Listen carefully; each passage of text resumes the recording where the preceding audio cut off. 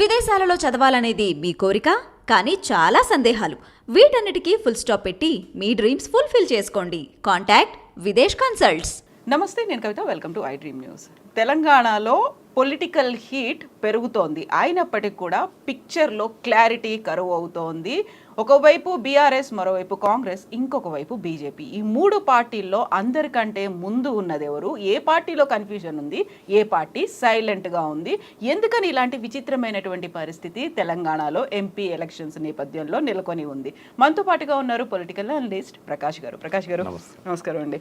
So తెలంగాణకి సంబంధించి గతంలో అసెంబ్లీ ఎలక్షన్స్ అయినప్పుడు విపరీతమైనటువంటి కాంపిటీషన్ కనిపించింది, చుట్టూ అట్మాస్ఫియర్ కూడా అలాగే కనిపించింది. బట్ ఈసారి పార్టీలు క్యాండిడేట్లను అనౌన్స్ చేసినప్పటికీ కూడా అలాంటి అట్మాస్ఫియర్ ఎందుకు కనిపించట్లేదు? అంటే సహజంగానే ఎంపీ ఎలక్షన్స్లలో అంత వేడి ఉండదు. జనరల్ పబ్లిక్ కూడా ఈ ఢిల్లీలో ఉండే ఎంపీలు కదా, వీళ్ళు ఎంపీలు టచ్లో ఉండరు అసలు. ఎమ్మెల్యే వీళ్ళు జనాలకు అంత ఎమ్మెల్యేలే డైరెక్ట్గా ఉంటారు. లోకల్ బాడీస్లో ఎంపీపీలు కానీ వీళ్ళు అందుబాటులో ఉండేవాళ్ళు. వీళ్ళు ఏంటంటే ఓన్లీ ఫండింగ్ ఇవ్వడానికి లోక్సభ కాన్స్టిట్యున్సీ డెవలప్మెంట్ ఫండ్ ఇట్లాంటివి తెచ్చుకునేటప్పుడు కొంత సర్పంచులు ఇట్లాంటి వాళ్ళు ఒత్తిడి తెచ్చి ఎంపీల దగ్గర పోయి ఫండింగ్ తెచ్చుకోవడం ఉంటుంది. ఆ వేడి ఇక్కడ కనబడదు మనకి ఈ పార్లమెంట్ ఎలక్షన్స్లలో. కానీ పార్టీలకు మాత్రం ఇది ఒక జీవన్మరణ సమస్యలానే ఉంటుంది. ఎందుకంటే ప్రధానంగా బీఆర్ఎస్ పార్టీ మొన్న ఘోర పరాజయం తర్వాత మళ్ళీ పుంజుకోవడానికి తను ప్రయత్నం చేస్తున్న క్రమంలో ఈ ఎలక్షన్ వచ్చింది, చాలా తొందరగా వచ్చింది. బట్ ఈ 6 నెలల్లో వాళ్ళు అంతకంటే బెటర్ పర్ఫార్మెన్స్ అనేది చూపెట్టాల్సిన అవసరం ఉంది. కాబట్టి టీఆర్ఎస్కి ఇది డెఫినెట్గా ప్రెస్టీజియస్ ఎలక్షనే అవుతుంది.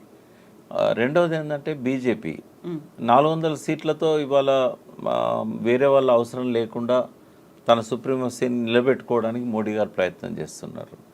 బట్ 10 ఏళ్ళు పనిచేసిన తర్వాత యాంటీ ఇన్కంబెన్సీ అనేది ఉంటుంది. డెఫినెట్గా ఏ మేరకు ఉంటుంది అనేది చూడాలి. సో కాంగ్రెస్ పుంజుకోవడానికి 10 ఏళ్ల నుంచి ప్రయత్నం చేస్తూనే ఉంది. రాహుల్ గాంధీ పాదయాత్ర తర్వాత కొంత ఇంప్రూవ్మెంట్ అనేది వాళ్ళకి కనబడుతూ ఉంది. కనీసం ఈసారి ఒక 100, 110 అట్లా రీచ్ అవుతారా, లేకుంటే అనూహ్యంగా 200 సీట్లు పోగలుగుతారా అనేది చూడాలి. వాళ్ళకు కూడా ఇది ప్రెస్టీజియస్ ఎలక్షన్ అవుతుంది. బీజేపీ ఏంటంటే కనీసం 400 టార్గెట్ చేస్తే 300 వచ్చినా కూడా మనం ఇండిపెండెంట్గా అధికారంలోకి వస్తాం కదా, హయ్యర్ గోల్ పెట్టుకున్నారు వాళ్ళు. హ్యాట్రిక్ కొడితే చాలు. హ్యాట్రిక్ ఎట్లాగూ వచ్చే అవకాశాలు కనబడుతున్నాయి. బట్ హయ్యర్ గోల్ పెట్టుకోవడం అనేది ఎప్పుడైనా రాజకీయ పార్టీలకు అవసరం. సో 400 టార్గెట్ చేస్తే కనీసం 300 గెలుస్తాం మనం, ఇంకెవరి సపోర్ట్ అవసరం లేకుండా. అంటే ఒక సంకీర్ణ ప్రభుత్వాలను మనం చూసాం 20 సంవత్సరాల నుంచి. సో దాన్ని తప్పించి ఇండిపెండెంట్గా ఒక మెజారిటీ తీసుకురావడం అనేది అది భారతీయ జనతా పార్టీకి సాధ్యమైంది. సో ప్రతిసారి కూడా కొంత ఇంకా ఎక్కువ సీట్లను గెలవాలనే ఒక తాపత్రయంతో మోడీ గారు పోతున్నారు. బట్ ముగ్గురికి కూడా ఇది ప్రెస్టీజియస్ ఎలక్షన్ అవుతుంది. టికెట్స్ ఇస్తున్న పద్ధతి చూసినట్టయితే కొంచెం లోపాయికారి అవగాహనలు, అండర్స్టాండింగ్స్ కాంగ్రెస్ అనే దానికంటే రేవంత్ రెడ్డికి బీజేపీకి మధ్యలో ఉన్నట్టుగా స్పష్టమవుతుంది. సో ఆ అండర్స్టాండింగ్ అన్ని నియోజకవర్గాల్లో ఉందా, కేవలం పర్టికులర్ సెలెక్టెడ్ సెగ్మెంట్స్లో? Selected segments. ఎందుకంటే ఇప్పుడు నిన్న ఆప్కే అదాలత్లో నేషనల్ ఛానల్లో మాట్లాడుతూ తను ఆ అవగాహన చేసుకుంటూ అది కౌంటర్గా బీఆర్ఎస్కును బీజేపీ మధ్యలో అవగాహన కుదిరింది అని చెప్తున్నాడు. అంటే అది ఎవరు నమ్మరు. అంటే తన మీద ఆరోపణ రాకుండా, తన మీద ఆ నింద రాకుండా ముందు జాగ్రత్తగా వీళ్ళ మీద ఆ నిందను తోసేస్తున్నాడు Revanth Reddy. But common man కూడా అర్థమవుతుంది రేవంత్ రెడ్డి కొన్ని సీట్లలో డమ్మీ క్యాండిడేట్లను పెడుతున్నాడు. అంటే ఒక పవర్ఫుల్ క్యాండిడేట్ అక్కడ అందుబాటులో ఉన్నా కూడా వాళ్ళని పెట్టకుండా బీజేపీ అభ్యర్థులను గెలిపించడానికి ఎవరైతే బీజేపీలో కొంత టాప్ లెవెల్లో ఉన్న వాళ్ళు ఉన్నారో రాష్ట్రంలో వాళ్ళని గెలిపించే బాధ్యతను తన నెత్తి మీద వేసుకున్నాడా, తన భుజాల మీద వేసుకున్నాడా అనేది ఒక చర్చ అయితే జరుగుతూ ఉంది. అనుమానాలకు తావిచ్చే విధంగా రేవంత్ రెడ్డి మాటలు కూడా ఉన్నాయి. వాస్తవంగా బీజేపీ బీఆర్ఎస్ కుమ్మక్క అయితే బీఆర్ఎస్ క్యాండిడేట్స్ పోయి బీజేపీ తరఫున పోటీ చేయరు. బీపీ పాటిల్ కానీ ఆయన ఏవైతే కొన్ని మెన్షన్ చేశాడో ఆ కాన్స్టిట్యున్సీస్లో. కానీ సికింద్రాబాద్ కానీ, మల్కాజ్గిరి కానీ, ఇంకో అక్కడ నిజామాబాద్ కానీ, కరీంనగర్ కానీ, ఈ 4 స్థానాలలో ఖచ్చితంగా రేవంత్ రెడ్డి బీజేపీతో అండర్స్టాండింగ్కి వచ్చిండని జనం నమ్మడానికి కావాల్సిన విధంగా ఆయన క్యాండిడేట్లను పెడుతున్నాడు. కరీంనగర్లో ఇప్పటికీ అనౌన్స్ చేయలేదు ఇంకా. ఎందుకు అనౌన్స్ చేయట్లేదు అని అంటే ఖమ్మం సీట్తో పాటు దాన్ని ఒక లింక్ పెట్టారు. బట్ ఏదైనా ప్రవీణ్ రెడ్డికి ప్రామిస్ చేశారు. పొన్నం ప్రభాకర్కు హుస్నాబాద్ టికెట్ ఇచ్చినప్పుడు ప్రవీణ్తో అండర్స్టాండింగ్కి వచ్చారు. నెక్స్ట్ మీకు ఎంపీ టికెట్ ఇస్తాం, ఎందుకంటే ఎంపీ క్యాండిడేట్గా ఉండాల్సిన పొన్నం మీ దగ్గరికి వస్తున్నాడు కాబట్టి మీకు నెక్స్ట్ ఎంపీ ఇస్తామని చెప్పారు. ఫస్ట్ అనౌన్స్ చేయాల్సిన సీట్ అది. హామీ ఇచ్చినప్పుడు చేయలే. ఎందుకు అనంటే వినోద్ కుమార్ ఓటు చీల్చే వాళ్ళు ఎవరైనా చూస్తున్నారు. ఆడ కాంగ్రెస్ గెలవడానికి కాదు ప్రయత్నం చేస్తున్నది. కాంగ్రెస్ అభ్యర్థి అక్కడ ఎవరు నిలబడ్డా థర్డ్ పొజిషనే. ఓకే, కానీ థర్డ్ పొజిషన్లో ఉన్నా కూడా ఓటు చీల్చే వ్యక్తి కావాలి. ఎవరు ఓట్లు చీల్చాలి? థర్డ్ పొజిషన్లో ఉంటారని అనుకున్నప్పుడు ఎవరి ఒకరి ఓటు చీల్చుకోవడానికి అండర్స్టాండింగ్ పెట్టుకుంటూ ఉంటారు. వినోద్ కుమార్ ఓటు చీల్చాలంటే వెల్చాల రాజేందర్కి ఇవ్వాలి అనేది ఒక ఇంటర్నల్గా వస్తున్న టాక్. అది ఒకవేళ ప్రవీణ్ రెడ్డికి ఇచ్చినా కూడా కాంగ్రెస్ అక్కడ ఫస్ట్ సెకండ్ ప్లేస్లో అయితే ఉండదు. ప్రధానమైన పోటీ ఇద్దరి మధ్యనే ఉంటుంది, వినోద్ అండ్ బండి సంజయ్. ప్రవీణ్ రెడ్డికి ఇచ్చినట్టయితే కాంపిటీషన్లో కొంత ఎంటర్ కాగలుగుతాడు. బట్ రాజేందర్కి ఇస్తే వెల్మా సపోర్ట్ ఒక సైడే ఉంటుంది.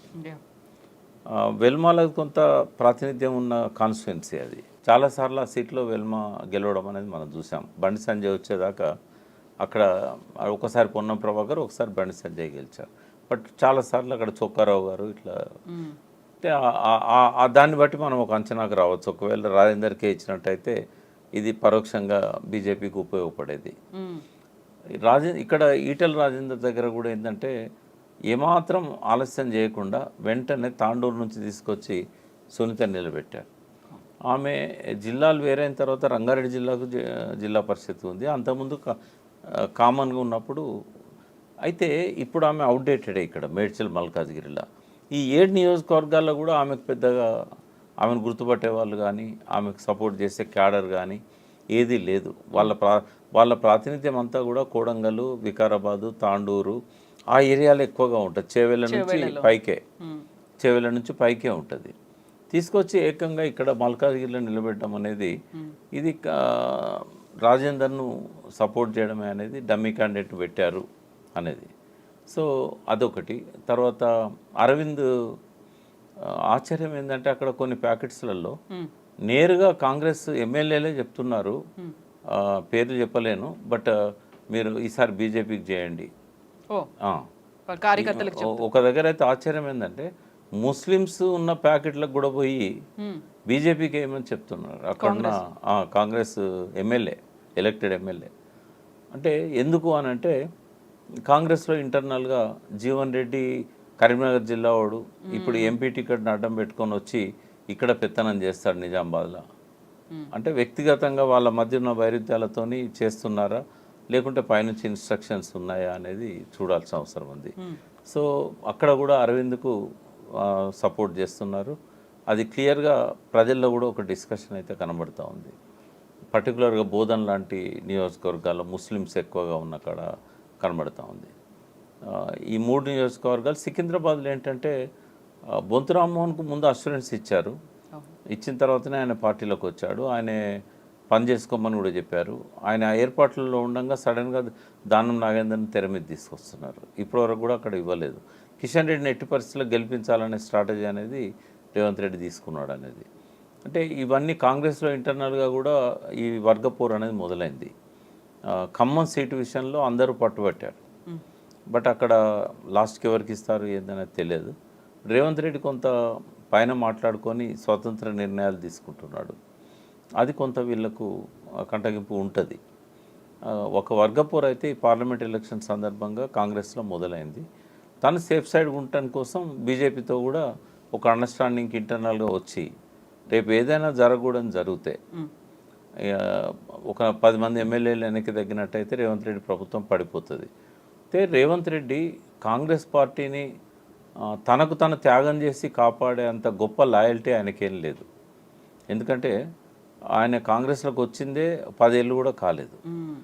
వచ్చిన తర్వాత చాలా తొందరగా ఆయన పిసిసి ప్రెసిడెంట్ అయ్యాడు, చాలా తొందరగా ముఖ్యమంత్రి అయ్యాడు. గతంలో ఎవరు కూడా ఇంత వేగంగా ఆ పొజిషన్లలోకి రాలే.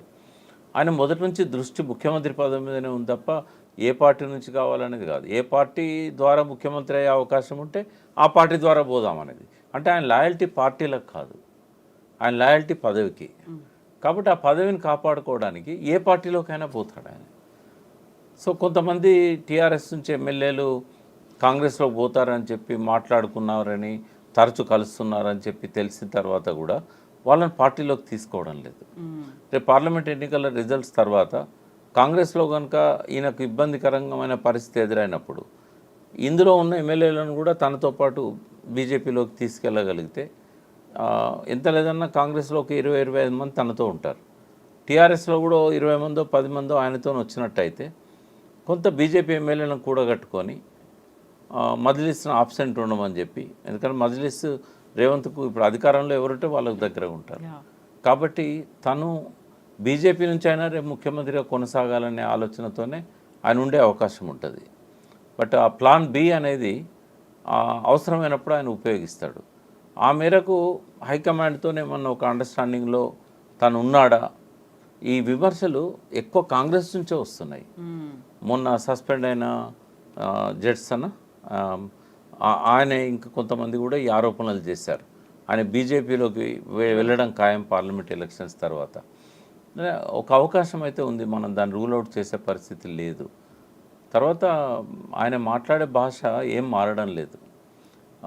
నేషనల్ మీడియాలో మాట్లాడేటప్పుడు కూడా కేటీఆర్ ఇక్కడ చెప్రాసి ఉద్యోగం కూడా రాకపోతుండే, అంత హీనంగా మాట్లాడాల్సిన అవసరం ఏముంది? ఎవరైనా నమ్ముతారా? కేటీఆర్కి ఏ రకమైన ప్రతిభ లేదా? ఆయన చెప్రాసి ఉద్యోగానికి కూడా దరఖాస్తు పెట్టుకుంటే రాదా తెలంగాణలో? అంత హీనంగా మాట్లాడమని ఒక మైండ్ గేమ్ అనేది వీళ్ళని బాగా డిమోరలైజ్ చేయాలని అనుకుంటున్నాడు. కానీ ఒక నాయకుడు ఎప్పుడు కూడా ఈ మాటలతో డిమోరలైజ్ కాడు, రిటాలియేట్ చేస్తాడు. ఎందుకు ఆ మాటలు మాట్లాడుతున్నాడో కూడా తను అర్థం చేసుకోగలుగుతాడు. ఇది బౌన్స్ బ్యాక్ అవుతుంది రేవంత్ రెడ్డికి. తెలంగాణ ప్రజలు ఎక్కడైనా ప్రజలు చాలా సంస్కారం ఉన్నవాళ్ళు, ఒక లెవెల్ వరకు భరిస్తారు. కానీ ఇదే పనిగా రోజు బూతులు మాట్లాడము, లేకుంటే వాళ్ళని పూర్తిగా బేఇజ్జత్ చేసే మాటలు మాట్లాడము చేస్తే అది రేవంత్ రెడ్డికి ఎదురు తిరుగుతుంది. ఇప్పటికే చాలా దిక్కుల నుంచి ఆ విమర్శలు కాంగ్రెస్ ప్యాకెట్స్లో ఉన్న గ్రామాలలో ప్రజల నుంచి కూడా వస్తున్నది. ఇట్లా మాట్లాడే ముఖ్యమంత్రి చూడలేదు. కేసీఆర్ అప్పుడప్పుడు పరుషంగా మాట్లాడేవాడు, కానీ ఈ రకమైన చిల్లర మాటలు మాట్లాడేవాడు కాదు అని చెప్పేసి. సో బీఆర్ఎస్ ప్రస్తుత పరిస్థితి ఎలా ఉంది? ఆ గేట్లు ఎత్తితే అక్కడి నుంచి అందరూ రావడానికి రెడీగా ఉన్నారు అనుకున్న తర్వాత ఇప్పటికీ 3 ఎమ్మెల్యేలు కాంగ్రెస్ పార్టీలో చేరిపోయారు. ఇప్పుడు బీఆర్ఎస్ ఏమైనా వాళ్ళని కట్టడి చేసే ప్రయత్నం చేసిందా, లేకుంటే కాంగ్రెసే కాస్త ఆగుదామని అనుకుంటోందా? అంటే ఎవరిని బీఆర్ఎస్లో ఉన్న ప్రత్యేకత ఏంటంటే కేసీఆర్ గారు ఎవరిని బతిమిలాడరు.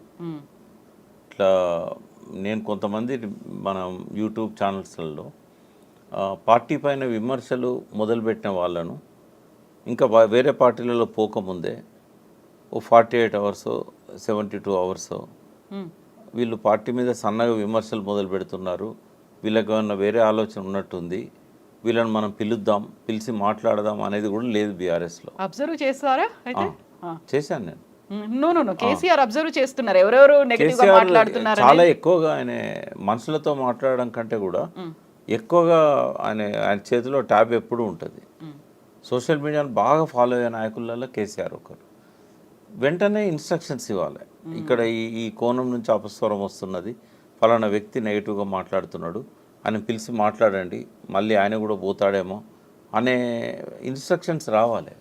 బట్ రావట్లేదు.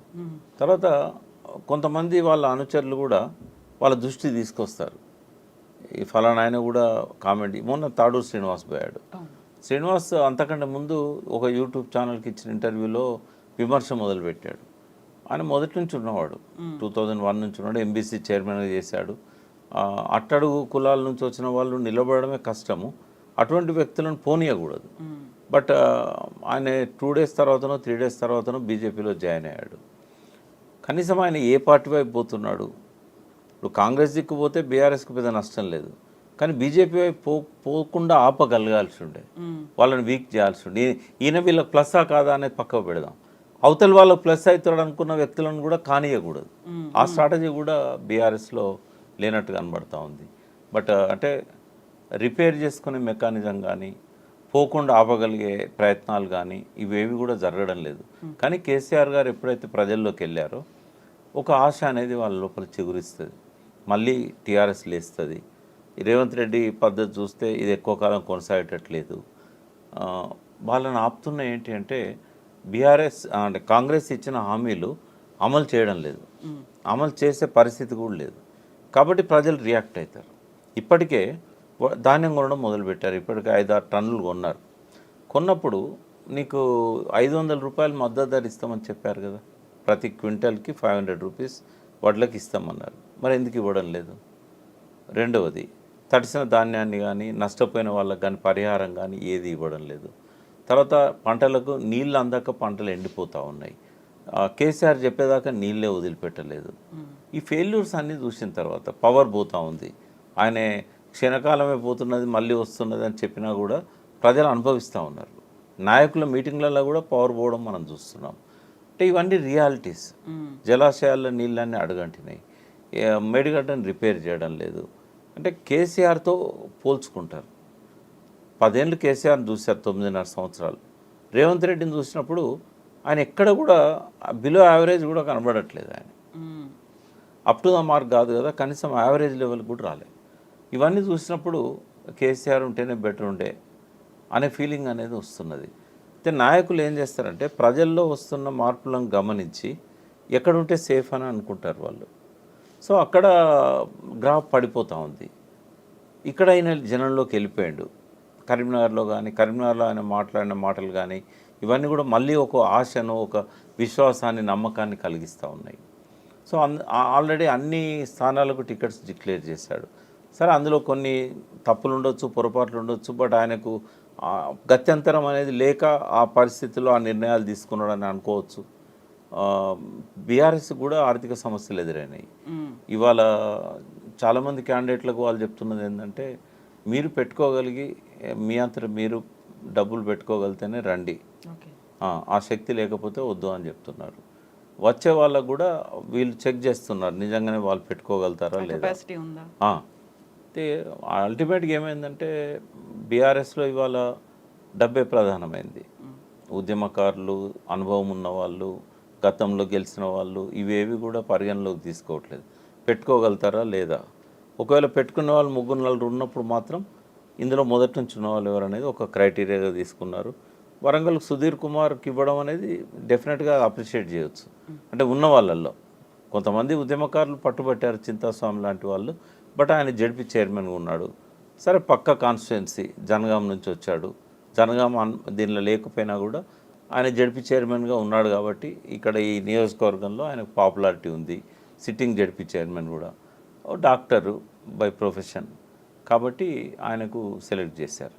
సో డబ్బు అనేది మాత్రం ప్రతి దగ్గర ఇంపార్టెంట్ అంశంగా మారుతున్నది. కేవలం డబ్బే పనిచేయదు, బట్ డబ్బు కూడా ఒక సమస్యగా బీఆర్ఎస్కి ఎదురవుతుంది ఇప్పుడున్న పరిస్థితి. అయితే అది కొన్ని స్థానాలలో బీఆర్ఎస్ పోటీ చేస్తున్నది. బీఆర్ఎస్లో గతంలో ఎంపీలుగా ఉన్నవాళ్ళు, బీఆర్ఎస్ నుంచి 3 పార్టీల మధ్య పోటీ అనేది కూడా బీఆర్ఎస్ లో ఉన్నటువంటి అభ్యర్థుల మధ్య పోటీ. బీఆర్ఎస్ వాళ్ళే. మల్కాజ్గిరి చూసినా మనము, మల్కాజ్గిరి అంటే బీఆర్ఎస్ టికెట్ తీసుకుని లక్ష్మారెడ్డి బీఆర్ఎస్ కొత్త కానీ ఇప్పుడు వరంగల్ అదే పరిస్థితి ఉన్నది. ఇక్కడ చేవెళ్ళ ఇద్దరు కూడా ఎంపీలుగా ఇదివరకు ఈ పార్టీ నుంచి ఉన్నవాళ్ళు. జైరాబాద్లో కూడా ఇప్పుడు ప్రధాన ప్రత్యర్థి సిట్టింగ్ ఎంపీ బీఆర్ఎస్ నుంచి ఉన్న వ్యక్తి. ఇట్లా చూసినప్పుడు ఏంటంటే ఈ పరిస్థితి కొంచెం కష్టమే బీఆర్ఎస్కి. ఎందుకంటే వాళ్ళకుండే ఫాలోయింగ్ అంతా బీఆర్ఎస్ నుంచి వెళ్ళిపోతుంది. ఇప్పుడు పార్టీలు నాడు పార్టీలు ఏంటంటే నాన్ కాంట్రవర్షియల్. ఆయన ఏం పెద్దగా అవినీతి పరడని కూడా ఎక్కడ ముద్రేసే పరిస్థితి లేదు. ఆయనే సంపన్నుడు.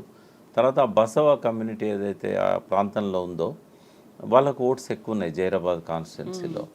సో ఇక్కడ గాలి అనిల్, మున్నూరు కాపు సామాజిక వర్గం కొంత ఈసారి బీసీలకు ఎక్కువగానే అవకాశాలు వచ్చినాయి. చేవెళ్ళలో ఇదివరకు ముదిరాజ్ కమ్యూనిటీని పూర్తిగా పక్కకు పెట్టారు, ఒక్కరికి కూడా సీట్ ఇవ్వలేదు అన్నారు. బట్ ముదిరాజ్, జ్ఞానేశ్వర్ ముదిరాజు వాళ్ళకు తిరుగులేని నాయకుడు, ఆయనకే ఇవాళ క్యాండిడేట్గా ఇచ్చారు. కొన్ని స్థానాలలో బీసీలకు ఇప్పుడు భువనగిరిలో కూడా యాదవులు ఎక్కువగా ఉన్నాం. ఆడ పోటీ ఇద్దరు బీసీల మధ్యనే ప్రధానంగా ఉంది, బూర నర్సయ్య గౌడ్ అండ్ క్యామ మల్లేష్. అక్కడ కూడా మన రేవంత్ రెడ్డి బీజేపీని గెలిపించడానికే అక్కడ కిరణ్ కుమార్ ఈ ఫ్యామిలీ నుంచి ఇవ్వకుండా, కోమటిరెడ్డి ఫ్యామిలీ నుంచి ఇవ్వకుండా ఆ చామల కిరణ్కి ఇచ్చారు అనేది అంత పవర్ఫుల్ క్యాండిడేట్ కాదు అనేది ఆ ప్రాంతంలో నుంచి వస్తున్న ఫీడ్బ్యాక్ అది. అంటే గెలిచే అవకాశం ఉన్న సీట్లో బూర నరసయ్య గౌడ్కు మేలు వచ్చే విధంగా, మేలు చేసే విధంగా అక్కడ జరుగుతున్నది. ఒక రెడ్డిని అక్కడ బీసీ మీద పోటీ పెట్టడం అనేది, అది కూడా పవర్ఫుల్ రెడ్డి కాకుండా, అంటే కోమటిరెడ్డి రాజగోపాల్ రెడ్డి బాగా పట్టుబట్టిన సీట్ అది. బట్ ఆయనను శాంతింపజేసుకోవడానికి మళ్ళీ ఆయన ఇంటికి పోయి ఆయనకేదో మళ్ళీ మంత్రిమండలిలో ఇస్తానని చెప్పి అది కూడా వచ్చింది ఆ న్యూస్ బయటికి. అంటే ఆయనను శాంతింపజేయడానికి నెక్స్ట్ క్యాబినెట్లో అన్నతో పాటుగా తమ్మునికి కూడా అవకాశం ఇస్తామని చెప్పడం అనేది, ఇదంతా ఎవరిని గెలిపేయడానికి? నిజంగా వాళ్ళ సపోర్ట్ లేకుండా అక్కడ ఒక రెడ్డి గెలవగలుగుతాడా? ఇదివరకు వాళ్ళు ఉన్న సీట్ అది. సో ఇవన్నీ ప్రాతినిధ్యం వహించారు అక్కడ. బూర నరసయ్య గౌడ్ కూడా బీజేపీలో చాలా ముఖ్యమైన వ్యక్తి, బీసీలలో ఒక బలమైన నాయకుడు. గౌడ్ అనేది ఒక బీసీలలో ఉన్న ప్రధాన సామాజిక వర్గాలలో అదొకటి. ఇవన్నీ చూసినప్పుడు ఏంటంటే రేవంత్ రెడ్డికి స్కీమ్ బి ఎట్లయితే ఉన్నదో దాన్ని ఇంప్లిమెంట్ చేస్తున్నాడు. ముఖాముఖి పోటీలు జరిగే అవకాశాలు క్రియేట్ చేస్తున్నాడు. బీఆర్ఎస్కు బీజేపీకి మధ్య ముఖాముఖి పోటీలు జరిగినప్పుడు డెఫినెట్గా బీజేపీకి ఎడ్జ్ ఉండే అవకాశం ఉంటుంది. ఆ ప్రయత్నాలు కొంత జరుగుతూ ఉన్నాయి. ఈరోజు ఉన్న సిచ్యువేషన్ బట్టి గెలుపు ఓటంలు ఎవరిది అని చెప్పలేము. బట్ ఒక్కటే చెప్పగలుగుతాను నేను, ట్రయాంగిల్ ఫైట్ ఉన్న దగ్గర బీఆర్ఎస్కి ఎడ్జ్ ఉంటుంది. ఎన్ని స్థానాల్లో బీఆర్ఎస్కు ఉందంటారు? ఒక 5-6 స్థానాల్లో బీఆర్ఎస్కి ట్రయాంగిల్ పోటీ ఉంది. వీళ్ళు మిగతా టికెట్స్ కూడా ఇచ్చినట్లయితే మనం చెప్పొచ్చు. ఈ ట్రయాంగిల్ పోటీ ఉన్న కాడ బీఆర్ఎస్కి ఎందుకు కలిసి వస్తుంది అంటే, ఒకటి వీళ్ళకున్న 38% ఓట్ బ్యాంక్ ఏదైతుందో అది పెద్దగా డిస్టర్బ్ అయ్యే అవకాశాలు లేవు.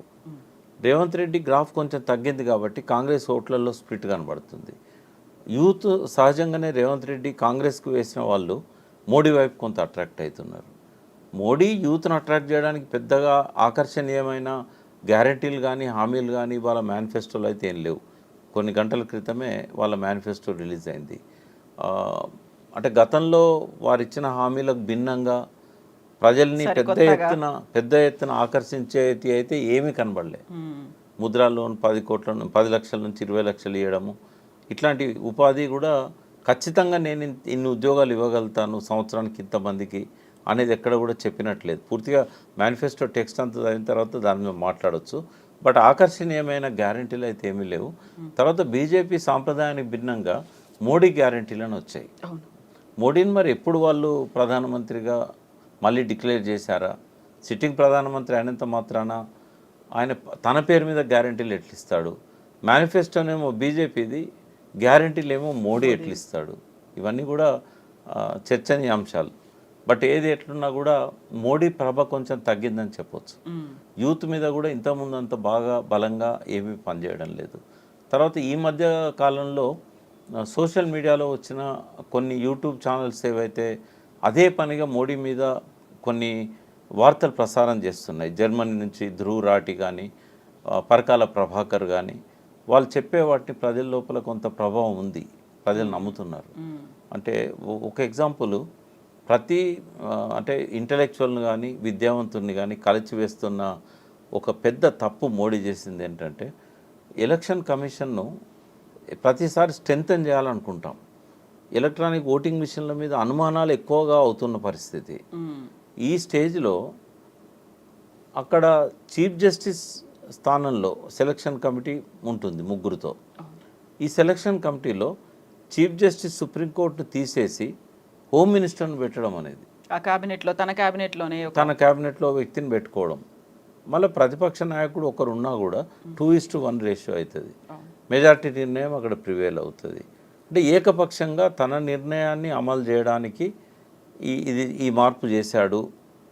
రెండవది ఏంటంటే, ఆ ఇద్దరు కూడా ఎవరినైతే 2 ఫిలప్ చేయాల్సిన పోస్టులు ఉన్నప్పుడు వాళ్ళ కింద పనిచేసిన వాళ్ళని తీసుకొచ్చి పెట్టడం అనేది. ఇప్పుడు కేసీఆర్కి అవకాశం ఉన్నప్పుడు సోమేష్ కుమార్ని తెచ్చిపెడితే నమ్ముతారు ఎవరైనా? సోమేష్ కుమార్ ఉన్న రోజులు ఆయన కింద పనిచేశాడు. ఆయన ఆ ఇన్ఫ్లుయెన్స్ కంటిన్యూ అవుతుంది కదా. కాబట్టి ఒకతనేమో హ్యూమన్ రిసోర్సెస్ డెవలప్మెంట్లో పనిచేసిన అధికారి, ఇంకొకతనేమో హోమ్ మినిస్ట్రీ డైరెక్ట్గా అమిత్ షా కింద పనిచేసిన అధికారి. వాళ్ళిద్దరిని పెట్టినట్టయితే ఎలక్షన్ కమిషన్ మీద నమ్మకం ఎట్లా వస్తుంది, ట్రస్ట్ ఎట్లా వస్తుంది. తర్వాత ఈడీ దాడులు, ఇట్లా టికెట్ ఇచ్చిందో లేదో 2 అవర్స్లో వాళ్ళ మీద దాడులు చేస్తున్నారు. నోటీసులు వస్తున్నాయి 2 గంటలు 3 గంటలకు. ఒక్కసారి ఈడీ ఫిగర్స్ ఒకసారి చూస్తే ఈడీ పెట్టిన కేసులు వేలల్లో ఉన్నాయి. శిక్షలు పడ్డది ఎంత అంటే 0.4%, అంటే 1%. Not even 1%, less than half. రెండోది ఏంది, ఆర్థిక నేరాలవి. ఆర్థిక నేరాలకు ఆర్థికపరమైన డాక్యుమెంటరీ ఎవిడెన్స్ ఉంటేనే ఎఫ్ఐఆర్ ఇష్యూ చేయడం కానీ వాళ్ళ మీద దాడులు కానీ ఇట్లాంటివన్నీ కూడా జరగాలి. అటువంటి వాటిల్లో శిక్షలు ఎక్కువ పడాలి. క్రిమినల్ ఎవిడెన్స్లోనేమో ఓన్లీ వ్యక్తులు చెప్పే దాని మీద నమ్మి శిక్షలు వేస్తారు. బట్ ఆర్థిక నేరాలన్నీ కూడా డాక్యుమెంటరీ ప్రూఫ్ ఉండాలి. బట్ ఏ రకమైన డాక్యుమెంటరీ ప్రూఫ్ లేకుండా క్రిమినల్ కేసులలో కదా వాళ్ళు వీళ్ళు చెప్పిన మాటలను పట్టుకొని, లేదా సీసీటీవీ ఫుటేజ్ అని, లేకుంటే టేప్ రికార్డర్ ఎవిడెన్స్ అని, ఇట్లాంటివి ఇవి నడవవు, అడ్మిసిబుల్ కాదు. రెండవది పోలీస్ ఇన్వెస్టిగేషన్లో వాళ్ళ సమక్షంలో కమిట్ కావడం, అప్రూవర్గా మారడం, ఇట్లాంటివన్నీ కూడా రేపు శిక్షలు వేయడానికి అదొక ప్రాపర్ ఎవిడెన్స్ ఉండదు. అది తెలిసి కూడా ఇవాళ ఈ దాడులు చేయడం ఇదంతా కూడా ఏంటంటే కావాలని మోడీ ప్రతిపక్షాలను టార్గెట్ చేసి ఎవరైతే బలమైన ఆరోపణలుండి రిటర్న్గా ఆధారాలు దొరుకుతాయో వాళ్ళ మీద నోటీసులు ఇవ్వడమైనా, అరెస్ట్ చేయడానికి పోవడమైనా, వాళ్ళను తమ గుప్పిట్లోకి తెచ్చుకోవడం. మనం చాలామంది నాయకులను చూసాం మన స్టేట్లో కూడా. ఒక 2-2 పెద్దవాళ్ళు, పేర్లు చెప్పను, బట్ వాళ్ళ మీద ఎప్పుడైతే రేడ్ స్టార్ట్ అయినాయో వాళ్ళు బీజేపీలో పోయారు. కేంద్ర మంత్రుల స్థాయి, ఎంపీల స్థాయి, అంటే ఒక సోషల్ మీడియాలో ఒకటి తిరుగుతుంది, వాషింగ్ పౌడర్ మోడీ అని. ఇంతకుముందు వాషింగ్ పౌడర్ నిర్మా మరకలన్నీ మాయం చేస్తుందని చెప్పి ఏదైతే ఆ స్టైల్లో పాడేవాళ్ళు, వాషింగ్ పౌడర్ మోడీ అని చెప్పేసి దాని మీద నేషనల్ మీడియాలో గడ్కరీని అడిగితే మాది ఈకో ఫ్రెండ్లీ సోప్ అని అన్నాడు ఆయన. అంటే ఈ రకమైన అన్నీ కూడా మోడీ యొక్క ప్రభను తగ్గిస్తున్నాయి, ఆయన ప్రతిష్టను దిగజారుస్తున్నాయి. బట్ ఏది ఏమైనా కూడా ఈ ఎలక్షన్ అందరికీ కూడా ఒక ప్రెస్టీజియస్ ఎలక్షన్. రాబోయే రోజుల్లో నామినేషన్స్ అయిన తర్వాత వాళ్ళ మధ్య మాటల యుద్ధం కానీ, వాళ్ళ కార్యాచరణ కానీ, దాన్ని బట్టి మనము ఎవరికి ఎంత అవకాశాలు ఉంటాయనేది చెప్పగలుగుతాం. ప్రకాష్ గారు, థ్యాంక్ యూ సో మచ్ అండి. Thank you.